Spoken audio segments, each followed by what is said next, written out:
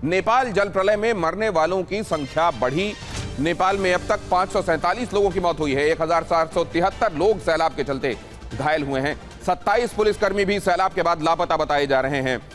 27 पुलिसकर्मी लापता हैं। 547 लोगों की मौत अब तक हो गई है, ये आधिकारिक आंकड़ा है।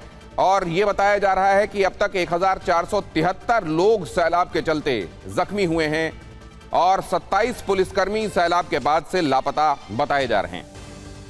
किस तरह की ये आपदा थी, देखते ही देखते वो जगहें जहां से नदियां बह रही थी, अचानक वहां से काल बहने लगा और आसपास की बस्तियों को वो कैसे निगलने लगा। और उसके बाद जब यहां से होकर ये मौत का तूफान गुजरा है, उसके बाद किस तरह तबाही के निशान अपने पीछे छोड़कर गया है। यहां इन तस्वीरों में आप देख रहे हैं जहां 4-4, 3-3, 2-2 मंजिल तक गाद जमा हुई है। अब वो ठोस होकर सीमेंट जैसी हो गई है। अब जब उसको हटाया जा रहा है तो कई जगहों से लापता लोगों के वो सुराग मिल रहे हैं जिनमें अब कुछ किया नहीं जा सकता सिवाय शोक मनाने के। अब जरा देखिए, आपको दो तस्वीरें दिखाते हैं। एक तरफ तबाही से पहले और दूसरी तरफ तबाही के बाद वहां क्या क्या हुआ, ये दोनों ही चीजें आपको यहां देखने को मिलेंगी।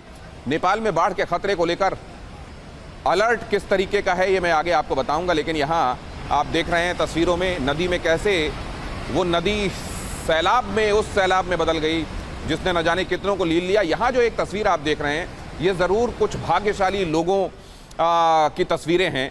ये एक मकान जो सैलाब के बीचों बीच खड़ा था और आखिर तक इसकी नींव ने इसको वो मजबूती दी कि कई लोग उसमें अपनी ज़िंदगी बचा ले गए। ये जो चौकोर दायरे में आपको लोग दिखाई दे रहे हैं, ये वहाँ खड़े होकर बेबसी से आसपास बहते मौत के सैलाब को देख रहे थे और उनको लग रहा था कि अब या तब उनकी बारी भी आने वाली है। क्योंकि आप कुछ ही देर में देखेंगे इस मकान के बिल्कुल बगल में, मतलब ये नीले रंग के डिस्टेम्पर से पुता हुआ जो मकान है, इसके बगल में जो आप स्ट्रक्चर देख रहे हैं वो सब बह जाते हैं। वो सब के सब इस तेज सैलाब में बह जाते हैं। लेकिन केवल ये मकान जिसमें ऊपर आप एक सोलर पैनल लगा देख रहे हैं, वाटर टैंक्स आपको दिखाई दे रहे हैं, 2 काले वाटर टैंक, ये मकान अपनी जगह पर खड़ा रहता है। इसके बिल्कुल बगल में लगा हुआ ये जो कदरन धूमिल सा एक मकान दिखाई दे रहा है, ये भी एकदम पानी में समा जाता है। उसके आसपास जो दूसरी तरफ बने हुए मकान हैं वो भी समा जाते हैं और ये लगता है कि ये मकान भी आखिरकार ये संघर्ष हार के साथ समाप्त करेगा। लेकिन आखिरकार इसकी विजय होती है और इसके अंदर जो लोग खड़े हुए हैं वो अपने प्राण बचाने में, अपना जीवन बचाने में कामयाब होते हैं। सशंकित लोग, चिंता में लोग, अपनी मौत को अपनी तरफ आते हुए देखते हुए ये लोग हर घड़ी यही सोच रहे होंगे कि बस कुछ ही देर में इनकी जीवन लीला भी समाप्त होने वाली है। लेकिन ईश्वर को अभी इनकी ज़िंदगी और मंजूर थी और इसीलिए ये मकान आखिर तक खड़ा रह गया। और बालकनी में ये जो लोग फर्स्ट फ्लोर में खड़े होकर तबाही को अपनी तरफ आता हुआ देख रहे हैं वो आखिरकार बच गए, ये सूचना है। तो यहाँ लेफ्ट में आप देख रहे हैं जब शुरू ही हुआ था ये तबाही का सैलाब और उसके बाद ये भी सैलाब गुजर गया, उसके बाद किस तरह के निशान वहाँ छोड़ गया है वो तस्वीरें भी आपके सामने हैं दाईं तरफ। अब जरा आगे लेकर चलता हूँ आपको। नेपाल में बाढ़ के खतरे को लेकर अलर्ट साउंड किया गया है। चीन ने नेपाल में खतरे को लेकर चेताया। तिब्बत में भूस्खलन से नदी में बैरियर झील बनी, झील से पानी ओवरफ्लो होने लगा है। अब यहां हुआ यह है कि ये जो गाद निकली थी इस भयानक घटना के बाद, उसमें से बहुत सारा ये समझ लीजिए जो मलबा है, साथ बहकर आए हुए चट्टाने, पेड़, गाद, ये सब मिलकर एक जगह पर बैरियर बना देते हैं और उस बैरियर की वजह से बन जाती है लेक। इसी को कहा जाता है बैरियर झील। जहां पर किसी अवरोध या किसी बाधा की वजह से झील बन जाती है, बहता हुआ पानी रुक जाता है और वो बहता हुआ पानी उस जगह झील की शक्ल में इकट्ठा होने लगता है। लेकिन यहीं पर तबाही के बीज बोए जाने शुरू हो जाते हैं। ये असल में कुछ ही देर बाद बैरियर हटता है और उसके बाद बहुत बड़ा क्वांटम पानी का अचानक यहां से ढलान की तरफ से होता हुआ नीचे की तरफ बढ़ता है और इस तरीके से एक और तबाही आ सकती है। चीन ने इस बात के संकेत दे दिए हैं। चीन ने बता दिया है कि भोटेकोशी में ही ऊपर की तरफ ये बना हुआ विशाल बैरियर झील है और ये बैरियर झील जब टूटेगी तो जाहिर है अपने साथ बहुत बड़ी तबाही फिर से उसका कारण बनेगी। चीन ने इस बार ये इशारा किया है, हालांकि इससे पहले नेपाल ने यह कहा कि चीन ने वक्त रहते इशारा नहीं किया, कम से कम 45 मिनट का डिले हुआ। अगर चीन ने अर्ली वार्निंग दे दी होती, वही वार्निंग जो चीन के पास इंफॉर्मेशन की शक्ल में पहुंच गई थी, अगर वक्त रहते नेपाल को मिल जाती तो आगे उन जगहों पर जहां पर यह सैलाबी पानी पहुंचने वाला था वहां लोगों को आगाह किया जा सकता था, लेकिन यह हुआ नहीं। और यहां पर अब ये चीन ने बताया है कि एक बैरियर झील बन गई है और वो बैरियर झील जैसे ही वो उससे ये अवरोध हटेगा, क्योंकि जाहिर है यहां पानी जो इकट्ठा हो रहा है उसमें हाइड्रोस्टैटिक फोर्स होता है, मतलब इकट्ठा होता पानी अपने साथ किनारों की तरफ जहां पर भी उसको इस तरीके से कृत्रिम रूप से बने बांध की वजह से रोका गया होता है या रुक जाता है पानी, वहां पर पानी अपनी तरफ से दबाव डालना शुरू करता है। ये हाइड्रोस्टैटिक प्रेशर जो है ये इतना ज्यादा बढ़ जाता है कि वो बैरियर आखिरकार टूटता है और उसके बाद पानी बहुत बड़े रैले की शक्ल में नीचे की तरफ ढलान की तरफ बढ़ता है। उसके साथ पत्थर भी होते हैं, बड़े बड़े चट्टाने भी होती हैं, पेड़ भी होते हैं और इस तरीके से ये जो आप जानते हैं force is equals to mass into velocity, और इस तरीके से ये बड़े खतरनाक फोर्स के साथ पानी आगे बढ़ता है और रास्ते में आने वाली हर चीज को समाप्त करता हुआ चला जाता है। बताइए बताइए।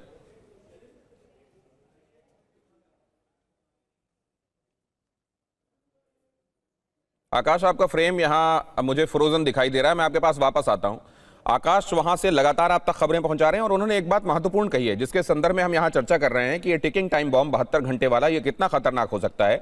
आकाश ने बताया कि वहां तो ये चर्चा चल रही है और ये ताकीद की जा रही है कि 26 तारीख से भी खतरनाक हो सकता है अगर ऊपर बैरियल झील टूटी, जो कि वक्त की बात लग रही है। और ये कहा जा रहा है क्योंकि पानी अब वहां से ओवरफ्लो होने लगा है तो अब ये किसी भी वक्त वहां जो अस्थायी रूप से बना हुआ ये तटबंध है, और जाहिर है ये कोई सीमेंटेड तटबंध कंक्रीट का बना हुआ तटबंध तो है नहीं, ये गाद से बना हुआ, ये थोड़ी मिट्टी से, थोड़े पत्थरों से, थोड़ा शायद ग्लेशियर, अब यहां पर वो बर्फ वाला अभी मामला है कि नहीं है जो इसे ठोस बनाएगा, मुझे नहीं लगता यहां बर्फ होगी, लेकिन यहां ये पानी होगा और साथ में गाद होगी, थोड़ा पेड़ वेड़ जो इसके साथ बहकर आए होंगे उन्होंने अवरोध बना दिया होगा और उसकी वजह से अस्थायी रूप से इसके लिए बैरियर बन गया है।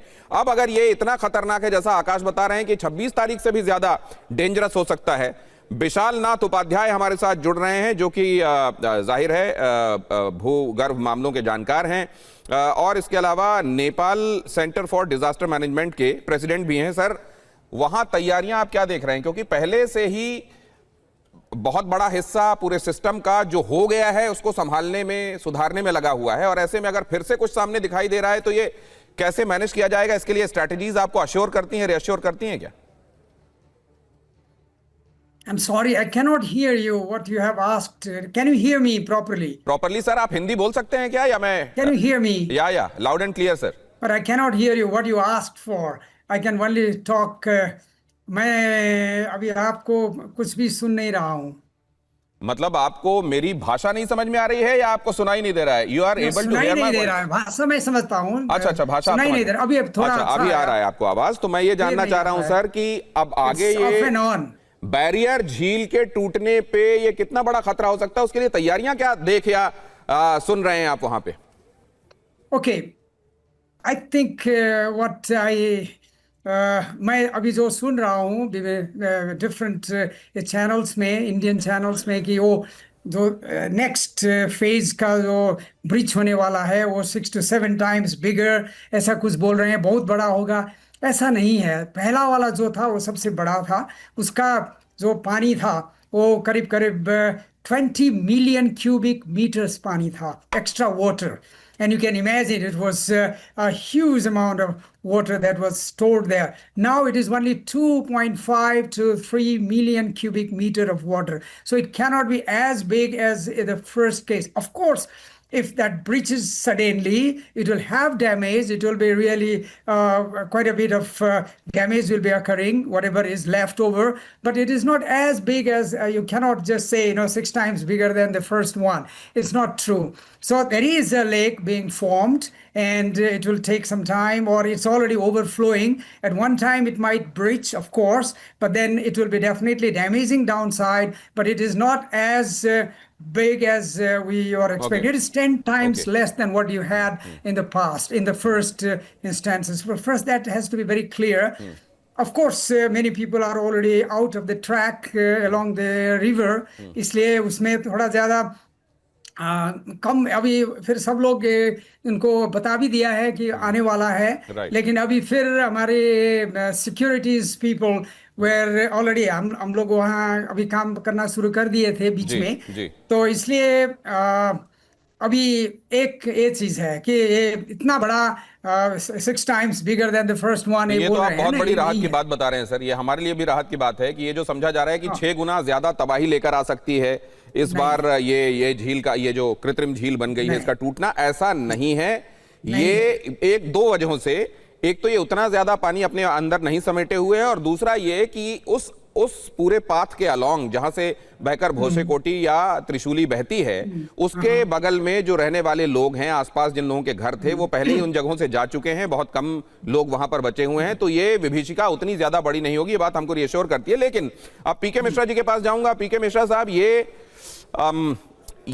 ये ठीक है कि इस बार ये जो बैरियर झील है उसके संदर्भ में चर्चा हो रही है सर, लेकिन अभी भी वो जो ग्लेशियल लेक्स हैं उनका खतरा वो तो अपने आप में बड़े टाइम बॉम्ब के तौर पर टिक कर ही रहे हैं। और मुझे लगता है कि अब कॉन्टिन्यूअसली इस पूरे रीजन में रहने वाले लोगों को अपनी स्ट्रैटेजी इस संदर्भ में बदलनी होगी।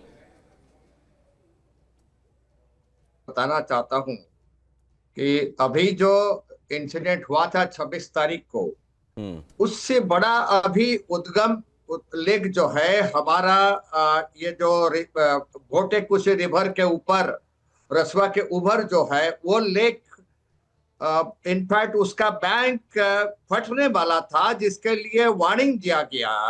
और इसके वजह से जो हमारे जो रेस्क्यू ऑपरेशंस था वो आर्मी और एयरफोर्स और हमारा जो एनडीआरएफ सब कोई बंद कर दिए थे। इवन चाइना के साइड में ली क्वेंग भी, जो चाइनीज प्राइम मिनिस्टर है, उन्होंने भी अपना रेस्क्यू ऑपरेशन भी बंद कर दिए थे। बाद में चाइना ने ड्रोन से लेकर के उस लेक को निरीक्षण किया और उन्हें पता लगा कि उसमें जो पानी था वो पानी 10 मीटर लेवल कम हो गया है, काफी पानी उससे निकल गया है और उससे इतना खतरा अभी फिलहाल नहीं है, जिसके वजह से हमारे रेस्क्यू ऑपरेशंस अभी फिर शुरू हो चुका है। लेकिन दिनेश, आपने जो अभी बताए, जो 2 लेक अभी फॉर्म और हो चुका है, उसमें तकरीबन 20 लाख क्यूबिक वाटर, और यह बढ़ करके 30 to 40 लाख क्यूबिक वाटर हो सकता है। वो तभी ब्लास्ट हो सकता है अगर सिस्मिक चेंज होगा, ग्लेशियर फटेगा और अर्थक्वेक होगा चाइना के साइड में, तिब्बत के साइड में, तब वो झील जो है कभी भी फट सकता है। क्योंकि आप देखिए, कल 5.2 मिलीमीटर का तीव्रता का एक भूकंप ऑलरेडी तिब्बत एरिया में हो चुका है। लेकिन अगर यह हिमालयन सिस्टम में अगर वो अब इस टाइप का हमारा अर्थक्वेक होगा, ये 2 झील कभी भी फट सकता है। और इनका वाटर जल स्तर ये बढ़ते रहता है। आज है उसमें 20 क्यूबिक लीटर है और ये 50 क्यूबिक लीटर तक बढ़ सकता है। क्योंकि लेक जो है, आप देखिए कोल्ड, ये जो 2 टाइप का लेक है। आप बता रहे थे ये जो लेक है वह पानी का लेक है, लेकिन आइस लेक भी फॉर्म होता है, जो कि कोल्ड रीजन और स्टिफ वैलीज और चेंजेबल वेदर कंडीशन, ग्लेशियर्स और आइस लेक्स और पोटेंशियल जियोलॉजिकल हाजर्ड्स जो है सराउंडिंग एरिया में, इसके ऊपर निर्भर करता है। और ये चीज है ये 2 लेक के ऊपर। तो हमारे जो नेपाल तो में ये है ना सर, कि जिस तरह से त्रिशूली और पहाड़ों में कितना ह्यूमन इंटरवेंशन होना चाहिए, उसके बगल में जो sir, PK Mishra sir, let me come back to you sir. Sharma ji, क्या आप इस बारे में कुछ बता सकते हैं कि इन मामलों में अर्ली वार्निंग सिस्टम्स कैसे काम कर रहे हैं? पहाड़ों पर इंटरवेंशन को लेकर जो ताकीद है कि इतना कीजिए, इसके अलावा जो डेवलपमेंट्स करेंगे वो प्रॉब्लमेटिक हो सकते हैं, उनको कितना निभाया जा रहा है और आने वाले दिनों में क्या एक्सपेक्ट किया जाए इस लिहाज से?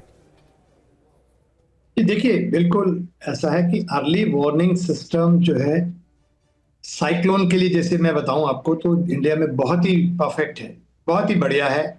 और हम लोग 5 दिन पहले बता देते हैं मौसम विभाग, मगर ये जो पहाड़ होते हैं, हिमालयस है, बहुत कॉम्प्लेक्स ओरोग्राफी है। वहां पर खासकर आपके मेसोस्केल सिस्टम होते हैं, जो बारिश भी होती है, वो फटाफट 1-2 घंटे में बारिश देके बादल आगे चले जाते हैं और भारी वर्षा हो जाती है और उससे कई बार लैंडस्लाइड हो जाती है। या फिर जैसे कोई आपके बारिश पहले हो रही हो, सॉइल पहाड़ सैचुरेटेड है और ट्रिगर चाहिए, और वो इस बार जो ट्रिगर मिला था आपको, अर्थक्वेक से ट्रिगर मिला था और नेचुरली इतना बड़ा ग्लेशियर के पास नीचे आया। तो ऐसे जो सिस्टम होते हैं उसमें आपके पास आपको डिटेक्शन करना है, आपको मॉनिटरिंग करनी है और उसके बाद आपको फोरकास्ट देनी है, फोरकास्ट को आगे कम्युनिकेट करना है और उसके बाद जो है शासन प्रशासन को रिस्पॉन्स और एक्शन करना है।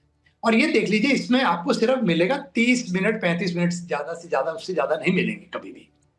तो कॉम्प्लेक्स आप टेरेन के अंदर है और ऐसे समय में अक्सर ये देखा जाता है आपका कम्युनिकेशन सिस्टम भी फेल हो जाता है, तो आप कम्युनिकेट कैसे करेंगे?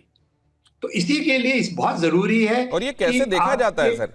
मैं ये भी जानना चाहता हूँ, जैसे ग्लेशियल लेक्स हैं या फॉर दैट मैटर इस तरह से कोई एक आर्टिफिशियली बन गई लेक जो टेम्परेरी बन गई है, उसमें कितना हाइड्रोस्टैटिक प्रेशर वो कितने न्यूटन मीटर स्क्वायर, ये कितना कैसे उसमें लगा रहा है, कितना फोर्स उसमें पड़ रहा है, बाहर किस चीज का वो तटबंध बना हुआ है और वो कितना झेल पाएगा, उसकी मोटाई कितनी है, ये सब कैसे कैलकुलेट? इसके लिए कुछ सेंसर्स होते हैं या बस देखकर अंदाजा लगाकर सैटेलाइट तस्वीरों में ये पता किया जाता है? कैसे होता है सर ये बेसिकली सारा एस्टिमेशन है सैटेलाइट से देख के, क्योंकि वहां तो कोई पहुंच नहीं रहा है, तो ये सब एस्टिमेशन है कि भाई इसमें इतना पानी है कैपेसिटी, और इतना जैसा कि बताया कि अभी करीब करीब जो है 2.5 मिलियन क्यूबिक वाटर है और शायद 3-1 मिलियन क्यूबिक मीटर और आ सकता है। और सबसे बड़ी बात है, अभी चाइना की अथॉरिटीज एक्सपेक्ट कर रही है कि हैवी रेन होगी वहां, तो नेचुरली हैवी रेन, और जो ग्लेशियर टूटा तो पूरा का पूरा तो टूटा नहीं, हो सकता है उसका थोड़ा सा कोई हिस्सा लटका हुआ हो और वो टूट के दोबारा नीचे आ सकता है और ऐसे आ सकता है, तो वो दे आर एक्सपेक्टिंग। तो ये सर इसमें तो सबसे ज्यादा महत्वपूर्ण फिर ये हो गया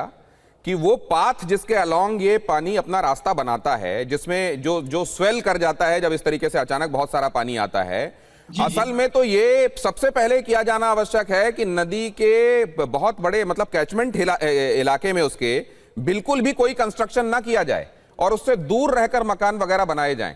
लेकिन अक्सर बिल्कुल ये, लेकिन इसको कभी ध्यान में, इस मामले में मैं एक बार फिर से जानना चाहूंगा आकाश वत्स के पास जाकर। आकाश, अगर क्विकली आप ये बता पाएं, नदी का जो कैचमेंट इलाका है उसमें कितना छोड़कर बना रहे हैं लोग, या उनमें ये इस बात से गाफिल होकर एकदम नदी के किनारे मकान बनाने वाली प्रवृत्ति वहां पर भी है?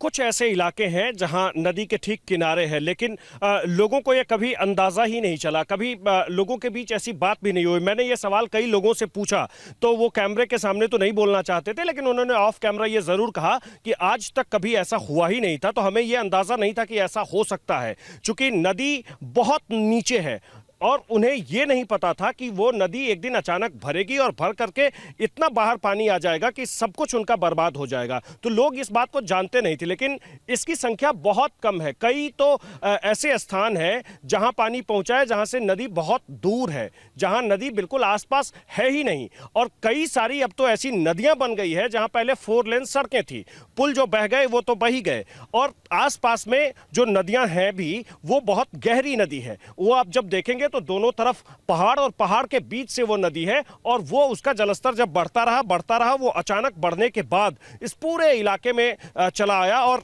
ऐसी जगहों तक पानी पहुंचा जहां पहले कभी अगर यहां बारिश होती है या बाढ़ भी आ जाए तो भी ऐसी स्थिति कभी नहीं बनती है, उन स्थानों तक पानी पहुंचा। जो क्या ये भी मैं आपसे जानना चाहूंगा आकाश, ये जो जल विद्युत परियोजनाएं यहां पर बनाई गई, अगर ये जल विद्युत परियोजनाएं यहाँ 12-13 के आसपास तो कहा जाता है इसमें भोटेकोशी में और त्रिशूली में जहां बनाई गई थी वो सब समाप्त हुई हैं या लगभग समाप्त हो गई हैं, अगर वो ना होते, वो कंस्ट्रक्शंस ना होते, तो क्या पानी को ज्यादा आबाद तरीके से आगे बढ़ने का रास्ता मिलता और क्या ये विभीषिका कम होती? 47 ग्लेशियल झीलें डेंजर जोन के लेवल पर हैं। 47 एक झील ने क्या किया है वो आपके सामने है।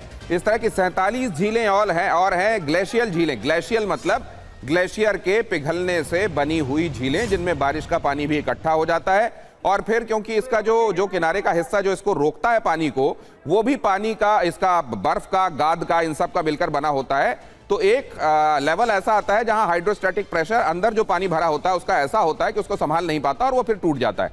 तो उसके साथ वो हिमखंड भी बहते हैं जो असल में बांध बना रहे होते हैं, साथ में पानी भी बहता है और फिर ये बहुत बड़ी विभीषिका का कारण बनता है। अब जरा समझिए नेपाल में और कितने वाटर बॉम्ब, जो मैं कह रहा हूं आपको 47 के आसपास ये वाटर बॉम्ब हैं। ये जिसका जिक्र हम अभी पहले कर रहे थे वो तो खैर बैरियर लेक है, लेकिन उसके अलावा ये जो ग्लेशियल लेक्स हैं उनके बारे में देखिए। तिब्बत क्षेत्र में 25 ग्लेशियल लेक्स हैं, ग्लेशियर की वजह से बनी हुई। ग्लेशियर अब पिघल रहे हैं, आप जानते हैं। ये जो कार्बन का उत्सर्जन है लगातार डेवलपमेंट के नाम पर, कार्बन के एमिशन को खास तौर से बड़ी कंट्रीज जो ऑलरेडी डेवलप्ड हैं उनके ऊपर ये जिम्मेदारी है कि वो कार्बन एमिशन को रोकें, लेकिन वो केवल पेपर्स में रह जाता है, वो गोल्स कभी अचीव नहीं होते। और उन्हीं की वजह है कि लगातार ग्लोबल वार्मिंग हो रही है। ग्लोबल वार्मिंग की वजह से ये ग्लेशियर्स पिघल रहे हैं, सिकुड़ रहे हैं और पिघल रहे हैं। अब इसी वजह से तिब्बत क्षेत्र में 25 ग्लेशियल झीलें हैं, नेपाल के अंदर 21 ग्लेशियल झीलें हैं और भारत की सीमा में एक झील है। अब ये जो झीलें हैं इसी तरीके के वाटर बॉम्ब हैं। ये जो झीलें हैं 299 में से 47 झीलें, ये कुल 299 ग्लेशियल लेक्स हैं और इनमें से 47 लेक्स ऐसी हैं जो अत्यधिक संवेदनशील कैटेगरी में, मोस्ट सेंसिटिव कैटेगरी में हैं। 42 झीलें कोशी बेसिन, 3 झीलें गंडकी और 2 झीलें करनाली बेसिन में इनमें से आती हैं। और अगर ये झीलें फटी तो 20 लाख से ज्यादा लोग, ये वो आबादी है जो इससे प्रभावित होगी। नेपाल के 13 से ज्यादा, बिहार के 10 और उत्तर प्रदेश के 7 जिलों पर इसका असर पड़ने वाला है और ये बहुत बड़ी आबादी। तो ये 47 299 में से ये जो 47 टिकिंग टाइम बॉम्ब्स हैं, इनको लेकर हम कितने गंभीर हैं और क्या हम कुछ कर सकते हैं या देयर इज नथिंग। क्योंकि इसमें यह भी है कि इसमें एक सिनर्जी चाहिए, इसमें मिलकर काम किए जाने की जरूरत है। ग्लोबल वार्मिंग के संदर्भ में, कार्बन एमिशन को रोके जाने के संदर्भ में कोई एक देश अकेले अपने लेवल पर कुछ नहीं कर सकता, लेकिन जहां समेकित प्रयासों की जरूरत है दुनिया में, वो समेकित प्रयास आज खास तौर से जब यह दिखाई दे रहा है कि स्वार्थ के आगे सब बौना है, ऐसे में ये समेकित प्रयास कितने हैं और कितने पूरे पड़ेंगे, या फिर यह समझा जाए कि ये नियति है। ये जो ग्लेशियल लेक्स हैं, this is only about time कि आने वाले दिनों में एक एक करके ये भी किसी बड़ी त्रासदी का कारण बनेंगे और मानवता या इंसानियत जिसको आप कहते हैं वो खड़े खड़े देखती रहेगी, क्योंकि उसने वक्त रहते कोई समेकित प्रयास नहीं किया। ये बात भी समझना चाहता हूं मैं, और इसके लिए मैं आनंद शर्मा जी एक बार फिर से आपके पास आऊंगा। ये कितनी बड़ी चिंता की बात है, कितना बड़ा कंसर्न है और उन कंसर्न्स के हिसाब से क्या एफर्ट्स आप देख रहे हैं? देखिए, बिल्कुल ये खतरे तो बने हुए हैं डेफिनेटली, क्योंकि जब ये लेक कभी भी ब्रीच हो सकती हैं, ग्लेशियल लेक्स। और हाँ, अब ये अच्छी बात है कि हमारे पास टेक्नोलॉजी है, आपके पास सैटेलाइट है, आप उसको वहां से मॉनिटर कर सकते हैं। अब तो आजकल ड्रोन्स हैं आपके पास, आप ड्रोन्स चला के वहां पे उस समय उसकी मॉनिटरिंग कर सकते हैं और देख सकते हैं कि कौन सी ज्यादा जो है वनरेबल है, जिसमें टूटने का इस तरह का डर है, और आप उसको कंट्रोल जो है उसका वाटर निकाल सकते हैं। That is possible. मगर हाँ, जैसे अभी ये जो झील बनी हुई है वहां पर शायद एक्सेस नहीं है, एक्सकेवेटर्स वगैरह आप नहीं ले जा सकते, तो उसको वो टच नहीं कर रहे हैं और उनका ये मानना शायद ये नेचुरली ड्रेन कर जाए। मगर हाँ, कुछ ऐसे जगह हैं जहां आप पहुंच सकते हैं और ड्रोन से आप देख सकते हैं, तो उसको आप उस पर नजर बना के रखनी होगी। और सबसे बड़ी बात है, क्योंकि लोगों की बसावट नदी के अंदर हो चुकी है, पूरे फ्लड प्लेन के अंदर, तो इस तरह के हादसे आगे फ्यूचर में बिल्कुल हो सकते हैं। मगर ये ध्यान रखना पड़ेगा, ये तो दिन में There are agencies, तो इसका नुकसान बहुत ज्यादा there are institutions and there are entities, इसके लिए बाकायदे डेडिकेटेड डिपार्टमेंट्स हैं जिनका काम ये देखना है कि कैचमेंट एरिया में, नदी के पास, वहां पर कतई कोई कंस्ट्रक्शन ना हो जो आने वाले दिनों में किसी मुसीबत का बायस बने। तो कम से कम ऐसी आपदाओं के बाद तो रिव्यू होना चाहिए ना, कि वो डिपार्टमेंट्स जो इसी जिम्मेदारी के साथ बनाए गए थे, उन्होंने अपनी जिम्मेदारियों को कितना निभाया। क्योंकि ये हमेशा होता है कि इस तरह के, और ये जाहिर है इसकी वजह होती है करप्शन, इन बातों को नजरअंदाज करना ही आने वाले दिनों में बड़ी विभीषिका का कारण बनता है। तो क्या हम पीके मिश्रा जी असल में उसी डाल को काट रहे हैं जिसमें हम बैठे हुए हैं, और इसमें मतलब वक्त वक्त पर जब झटके मिलते हैं तो उस समय के लिए कुछ संकल्प कुछ देर तक चलते हैं, फिर बैक टू स्क्वायर वन हो जाता है? मैं बता रहा हूँ, मैं ये चीज मणिपुर में भी देखा है, नागालैंड में भी देखा है। आपकी आवाज एको कर रही है। और पाकिस्तान बॉर्डर में हमारा जो है पाकिस्तान बॉर्डर में भी मैंने देखा है। जितने पहाड़ हैं, जो माउंटेन है, वो बिल्कुल नंगा हो चुका है। पीके मिश्रा सर, आपकी आवाज मुझको ठीक करानी पड़ेगी। अब आपके एंड पे दिक्कत है या यहाँ कुछ समस्या है? एको हो रही है आपकी आवाज, गूंज रही है। मैं वापस आता हूं आपके पास, लेकिन विशाल नाथ उपाध्याय जी के पास जाना चाहूंगा क्योंकि वो डिजास्टर मैनेजमेंट के डिपार्टमेंट के ही प्रेसिडेंट हैं। सर, इस मामले में प्रिएम्प्टिव तरीके से कितनी तैयारी की जाती है, या आप क्या कितनी लापरवाही देखते हैं आप इसमें? उससे पहले मैं दो चीज क्लियर कर देना चाहता हूं। पहली बात तो अभी ये मिसकंसेप्शन क्या है कि अर्थक्वेक गया इसलिए ये आइस नीचे चला गया और ये डैमेज हो गया। It is not like that, it is the contrary. और ऊपर से जो आइस गिरा नीचे, वो हम लोग ये सोच रहे हैं कि वो करीब करीब 1 क्यूबिक किलोमीटर का हो सकता है, वो नीचे गिरा। तो उस गिरने के बाद वो अर्थक्वेक गया, कि नॉट बिकॉज अर्थक्वेक गया इसलिए वो गिरा। ये मिसकंसेप्शन है। USGS has also clarified it, so it is not a tectonic earthquake. Second thing, अभी हम लोग यहाँ मिक्स अप कर रहे हैं कि ये जो अभी ये डिजास्टर हुआ, वो it is not because of the glacial lake deep bridge. ये ग्लेशियल लेक से नहीं हुआ, ये तो बहुत ऊपर 2000 मीटर के ऊपर करीब करीब वहाँ जो हैंगिंग ग्लेशियर का फ्रंट था, वो somehow it fell down to the valley. 1500 metres नीचे गिरा, और नीचे गिरने के बाद then it block the river. मुझे अभी भी लग रहा है कि अभी थोड़ा अच्छा एक्सप्लेनेशन नहीं हुआ है कि अब आधा घंटे में, 1 घंटे भी कम में, आप जो ब्लॉकेज हुआ ना उसका रिवर का, उसमें 20 million cubic metres of water cannot be stored. या तो वो आइस जो नीचे गिरा, वो it converted into water immediately because of the fall and all that, so that created that disaster. तो ये लेक फेल्यूर का नहीं है। We have lakes up there and they are also dangerous, any time they can also breach, but in this case it is not the glacial lake burst हो गया, number 1. Number 2, it is not because of the earthquake. Now we are talking about the precautions of these big lakes.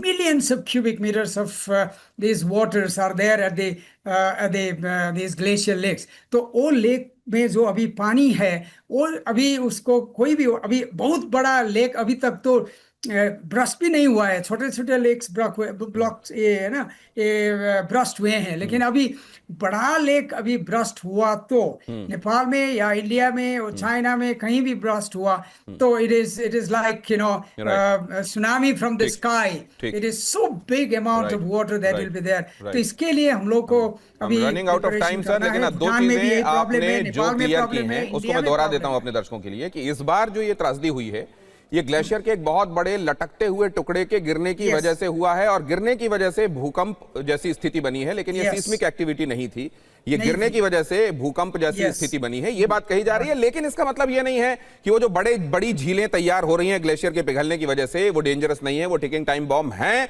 और उनसे सावधान रहने की जरूरत है। इंदौर में होगी आरएसएस की 3 दिवसीय दिवाली बैठक। 3 से 5 अक्टूबर तक चलने वाली बैठक में आरएसएस के सभी 46 प्रांतों के पदाधिकारी होंगे शामिल। आरएसएस की दिवाली बैठक में संगठनात्मक बदलाव संभव। इंदौर बैठक के बाद नई प्रचारक व्यवस्था लागू होगी। दिवाली बैठक के बाद संघ में बदलाव लागू होंगे।